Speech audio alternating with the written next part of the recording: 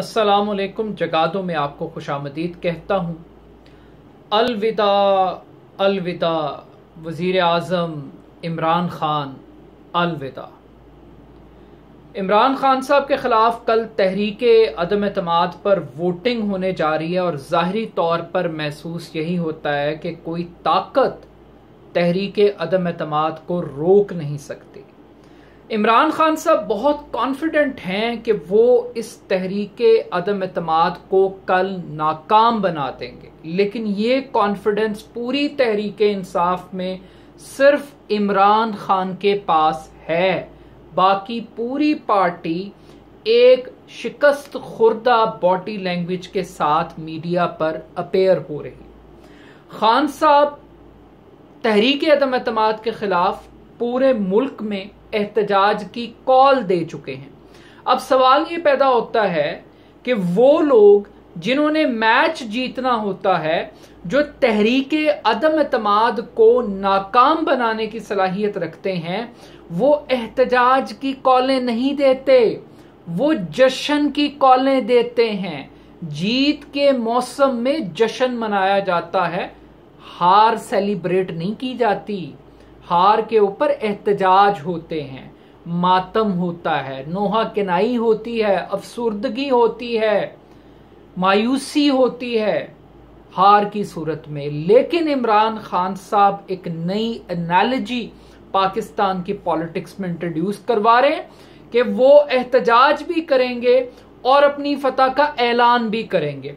अब जब इमरान खान साहब ने अवाम को सड़कों पर निकलने का मैसेज दे दिया है, तो इस्लामाबाद में ऑपोजिशन की कांपें टांग रही हैं। ऑपोजिशन की कांपें इतनी टांग रही हैं कि कभी शहबाज शरीफ साहब आकर जमहूरियत के लेक्चर दे रहे हैं, कभी बिलावल भुट्टो आकर सुप्रीम कोर्ट से दरखास्त कर रहे हैं कि जनाब आप ही अपने फैसले पर अमल करवा लें कि पार्लियामेंट का कोई रास्ता ना रोके, किसी को वोट डालने से रोका ना जाए, कोई पब्लिक को कॉल ना दी जाए। अब इंटरेस्टिंग बात यह है कि आखिर इमरान खान साहब ने अटॉर्नी जनरल की लिखी हुई गारंटी होने के बावजूद पब्लिक को कॉल क्यों दी है प्रोटेस्ट की। ये बड़ा इंपॉर्टेंट है इसको समझना। अमूमी तौर पे 1947 से लेकर 2018 तक अगर आप जायजा लें पाकिस्तान की जमहूरी तारीख का, तो 30 वज़ीर आज़म आए, लेकिन इन 30 वज़ीर आज़म में से एक वज़ीर आज़म भी पाकिस्तान में अपनी मुद्दत पूरी नहीं कर सका। सवाए लियाकत अली खान वो वाहिद शख्स थे जिन्हें 4 साल और तकरीबन 4 माह एक मीडिया रिपोर्ट के मुताबिक उनको इक़्तिदार नसीब हुआ, मगर वो भी फिर एक आलमी साजिश के नतीजे में कत्ल कर दिए गए। तो होता ये था कि जब बेनज़ीर की गवर्नमेंट जाती थी, नवाज शरीफ की गवर्नमेंट जाती थी, तो खबरें कुछ इस किस्म की लगती थी, हेडलाइंस लगती थी कि लोगों ने जश्न मनाया, आतिशबाजी की गई, मिठाइयां बांटी गईं, सजदा शुक्र अदा किया गया, नवाफिल शुक्राने के अदा किए गए। तो खान साहब ये इंप्रेशन क्रिएट करना चाहते हैं कि जब एक अवामी लीडर को मुबैना साजिश के जरिए हटाया जाता है, तो फिर लोग मिठाइयां नहीं बांटते, लोग आतिशबाजी नहीं करते, लोग जश्न नहीं मनाते, लोग अफसोस का इजहार करते हैं, लोग मायूसी का इजहार करते हैं, लोग नफरत का इजहार करते हैं। तो खान साहब कल अपनी एक नई पॉलिटिक्स का आगाज कर रहे हैं।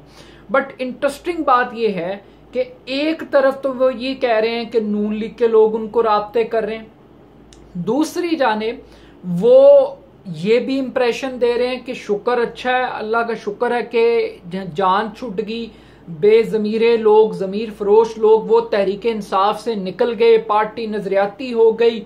और मैं एक एक बंदे का चेहरा याद रखूंगा कि कौन कौन मेरे साथ खड़ा हुआ था।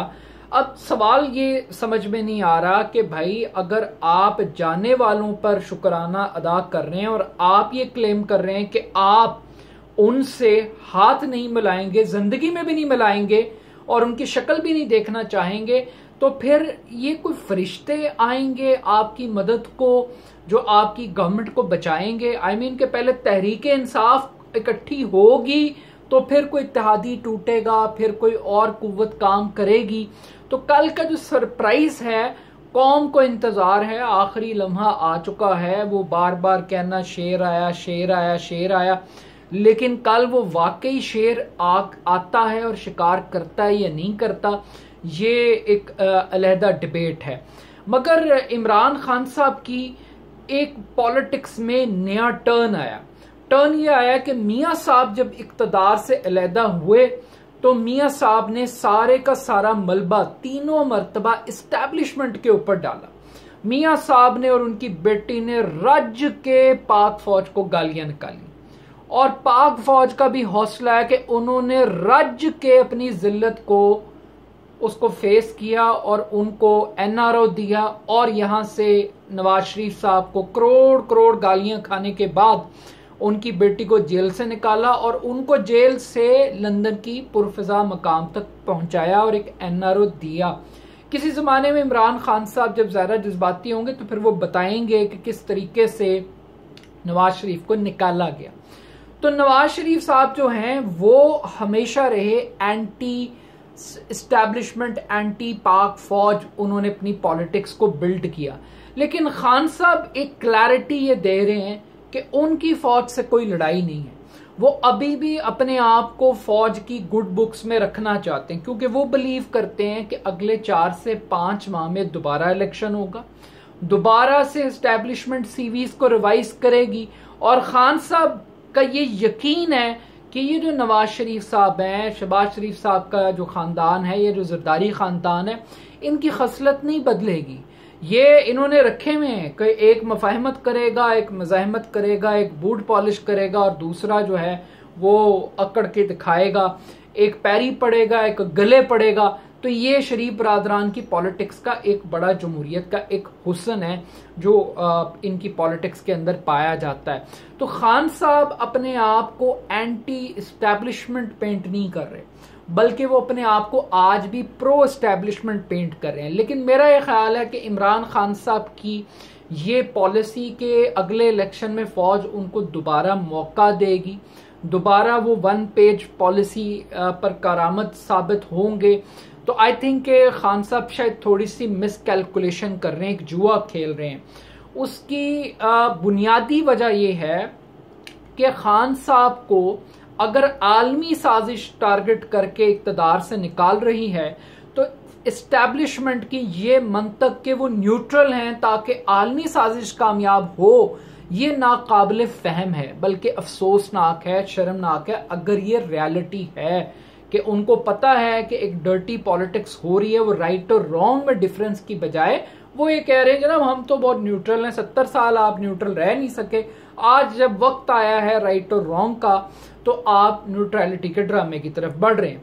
अब खान साहब को एक और गलत फहमी बहुत ज्यादा लाहक हो गई है, और वो ये है कि खान साहब का ये क्लेम है और ये गलत फहमी किसी हद तक शायद दुरुस्त भी है। अवाम के अंदर जो पजीराई इमरान खान साहब को मिली है इस तहरीक अदम एतमाद के बाद वो अनप्रेसिडेंटेड है, इसमें कोई दो राय नहीं है।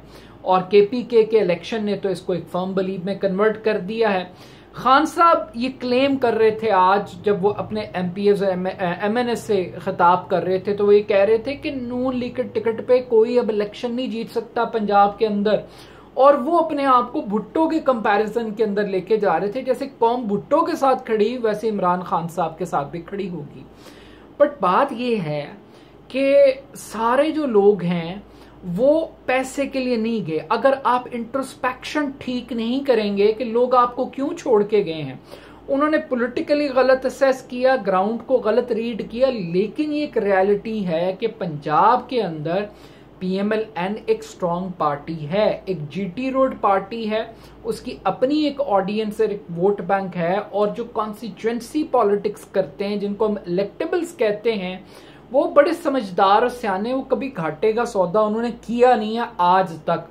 और हमने देखा है कि यही बड़ी बड़ी बातें, यही बड़ा बड़ा नजरियातीपन, बड़े बड़े असूल, ये नवाज शरीफ साहब जब भी गवर्नमेंट से गए वो कहते थे इसको नहीं लेंगे, उसको माफ नहीं करेंगे, जो मुश्किल वक्त में पार्टी के साथ नहीं खड़ा हो, ये उंगलियां हिला हिला के करते थे।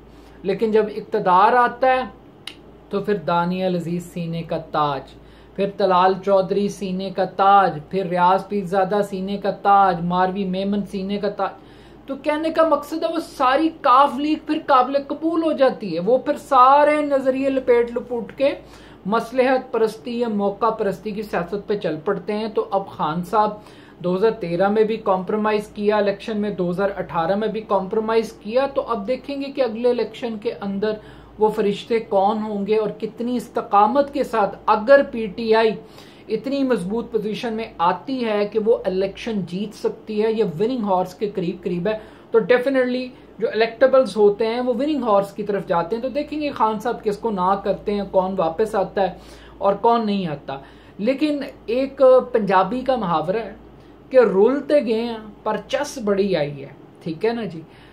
ये भी सोचना पड़ेगा। आज भी अपनी तकरीर में खान साहब ने ये कहा कि नैब उनके अंदर नहीं थी, अदालतें उनके कंट्रोल में नहीं थी, उन्होंने पूरा जोर लगाया। बात यह है कि कौम ने आपको एहतसाब के लिए वोट दिया, उस एहतसाब का रिजल्ट क्या है? नवाज शरीफ लंदन में, शहबाज शरीफ वजीर आजम बनने के लिए तैयार, आसिफ अली जरदारी आजादाना घूम रहा है, फार्मूले बना के दे रहा है एस्टेब्लिशमेंट को, वो वजारतें बांट रहा है, वो बता रहा है किसको क्या मिलेगा, ठीक है जी। फजलुर रहमान साहब आज़ाद हैं, एक पाई इन खानदानों से, इन पॉलिटिकल फैमिली से आप वसूल नहीं कर सके।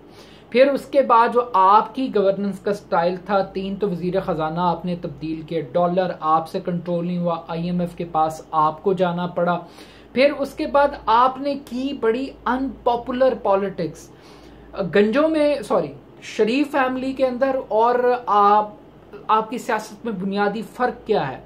वो अगर 3 महीने के लिए भी आएंगे ना, तो उन्होंने इस कौम को सब्सिडीज की इंसुलिन के ऊपर लगाया हुआ है, नशे के ऊपर लगाया हुआ है। अब ये नशा क्या है कि मेट्रो बस के ऊपर खरबों लग जाए लेकिन टिकट 20 रुपए का होगा। रोटी गंदम की कीमत जितनी मर्जी हो जाए, रोटी 2 रुपए की मिलेगी, ठीक है ना जी। वो कोई 100 अरब दरख्त, 10 अरब दरख्त नहीं लगाएंगे, वो एक मेट्रो बनाएंगे और पूरा इलेक्शन अपनी जेब के अंदर डाल लेंगे, ठीक है ना जी। वो नौजवानों को एंटरप्रेन्योरशिप नहीं सिखाएंगे, वो मेहरान गाड़ी की चाबी देंगे, पीली टैक्सी, नीली टैक्सी, ग्रीन टैक्सी, ये चलाओ और पैसे कमाओ। तो उनका फार्मूला बड़ा मुख्तलिफ है। वो पेट्रोल पे सब्सिडी देंगे, बिजली पर देंगे, वो गर्दशी कर्जे बढ़ा लेंगे, 30,000 अरब कर्जा कौम की गर्दन पे चढ़ देगा। उन्हें कोई फर्क नहीं पड़ता ये करंट अकाउंट खसारे खसूरे किसने देने किसने नहीं देने। तो कहने का मकसद है कि खान साहब आपने मुश्किल फैसले किए, शायद वो मुल्क के लिए इंपॉर्टेंट थे, लेकिन कौम का जो डाइजेस्टिव सिस्टम है वो इतना स्ट्रांग नहीं था कि वो उन झटकों को बर्दाश्त कर सकता। तो उनके लिए हर गुजरता दिन एक मुश्किल का पैगाम लेकर आया। आपने कहा कि घबराना नहीं, कब्र सुकून तो सिर्फ कब्र के अंदर है, पाकिस्तान पे सस्ता मुल्क है। मतलब आपकी जो पॉलिसीज और गुफ्तगू रही वो भी आवाम के जख्मों पर नमक छिड़कती रही। लेकिन इस सब के बावजूद आपको शुक्रगुजार होना चाहिए एक ऐसी काबिल और ज़हीन ऑपोजिशन का कि जिसने तहरीके अदम एतमाद पेश करके आपके 100 ऐब उस्मान बुज़दार, जो सबसे बड़ी आपकी पॉलिटिकल खुदकुशी, अगर कोई एक चीज़ कहे तो उस्मान बुज़दार की तो करवी तैनाती है, उससे कम जो है ना जी, वो आपकी इस तहरीके अदम एतमाद ने जान छुड़ा दी है। बाकी कल अगर गवर्नमेंट की हद तक बात की जाए तो लगता है ये द पार्टी इज़ ओवर, लेकिन पिक्चर अभी बाकी है दोस्त। देखते हैं कल आप क्या सरप्राइज देते हैं। पॉसिबल तो बहुत कुछ हो जाता है, सियासत में घंटे सेकंड्स के हिसाब से सिचुएशंस बदलती हैं। अपना फीडबैक ज़रूर दीजिएगा। मेरे यूट्यूब चैनल को जगादो को सब्सक्राइब कीजिएगा।